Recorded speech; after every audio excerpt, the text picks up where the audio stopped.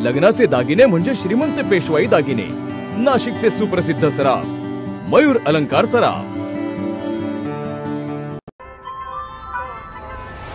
ताज्या बातम्यांसाठी नाशिक न्यूजच्या YouTube चॅनलला सबस्क्राइब करा आणि बेल आयकॉनला प्रेस करा।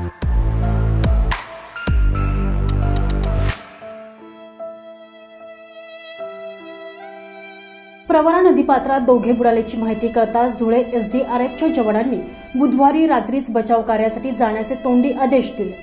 त्यामुळे या जवानांनी रात्रीतून 212 किलोमीटर प्रवास करत अकोला गाठला।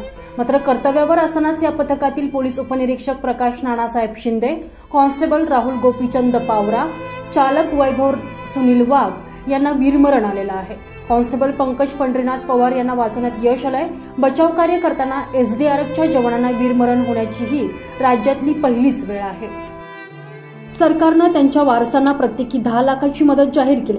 वैभव वाघ हे वाहनावर चालक होते। रात्री 5 तास प्रवास करून वाहन नेले। रात्रीचा थकवा असताना देखील सकाळी त्यांना बचाव कार्यात उतरवण्यात आलं। अश्रू सावरत काही कर्मचारी याबाबत सांगत होते।